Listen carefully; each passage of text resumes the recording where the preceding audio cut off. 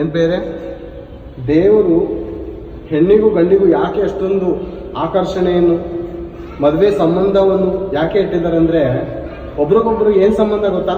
ಮಾಂಸದ ಸಂಬಂಧ, ಮೂಳೆಯ ಸಂಬಂಧ. ಅದೇ ಅಲ್ವಾ ಹೇಳ್ತಾ ಇರೋದಿಲ್ಲಿ.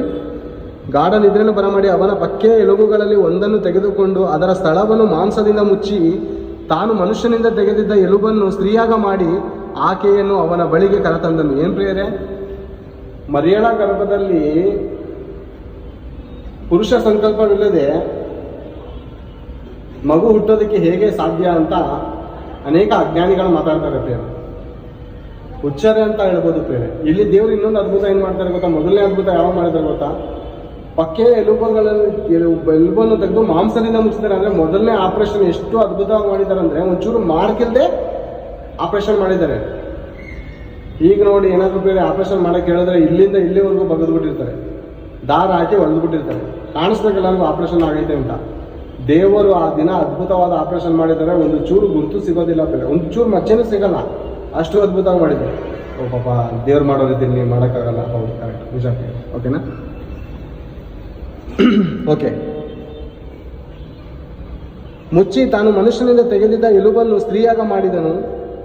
ಆಕೆಯನ್ನು ಅವನ ಬಳಿಗೆ ಕರೆತಂದನು. ಅವನು ಆಕೆಯನ್ನು ನೋಡಿ, ಈಗ ಸರಿ, ಈಕೆಯು ನನ್ನ ಎಲುಬುಗಳಿಂದ ಬಂದ ಎಲುಬು, ನನ್ನ ಮಾಂಸದಿಂದ ಬಂದ ಮಾಂಸವು ಆಗಿದ್ದಾಳೆ.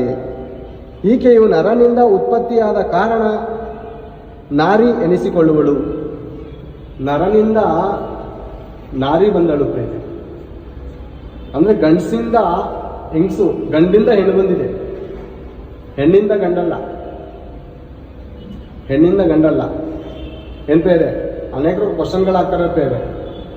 ಅವ್ರಿಗೆ ಗೊತ್ತಿರಲ್ಲ, ಅಮಾಯಕರಿಗೆ ಅವ್ರಿಗೆ ಗೊತ್ತಿರಲ್ಲ. ಕೋಳಿ ಮೊದಲೇನ, ಕೋಳಿ ಮೊದಲ, ಮೊಟ್ಟೆ ಮೊದಲ ಅಂತಾರೆ.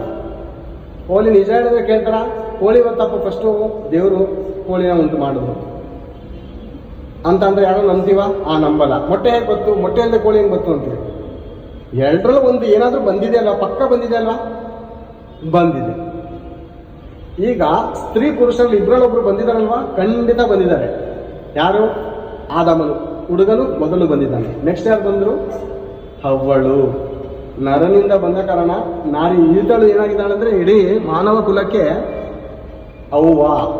ಈಗ ನೀವು ಹಳ್ಳಿಗಳ ಕಡೆ ಅಲ್ಲಿ ನೋಡಿದ್ರೆ ಅನೇಕ ತಾಯಂದಿರಿಗೆ ಹೇಳುವಂಥ ಮಾತೇನೆಂದರೆ, ಈತನು ನಮ್ಮ ಅವ್ವ ಅಂತ ಹೇಳ್ತಾರೆ. ಓಕೆನಾ? ಅಂದರೆ ಮೊದಲನೇ ತಾಯಿ ಹೆಸರು ಅವ್ವ. ಹೌದಾ? ಹೌದು ಪ್ರೇರೆ. ಈಗ ಸರಿ, ಈಕೆಯು ನನ್ನ ಎಲುಬುಗಳಿಂದ ಬಂದ ಎಲುಬು, ನನ್ನ ಮಾಂಸದಿಂದ ಬಂದ ಮಾಂಸವೂ ಆಗಿದ್ದಾಳೆ.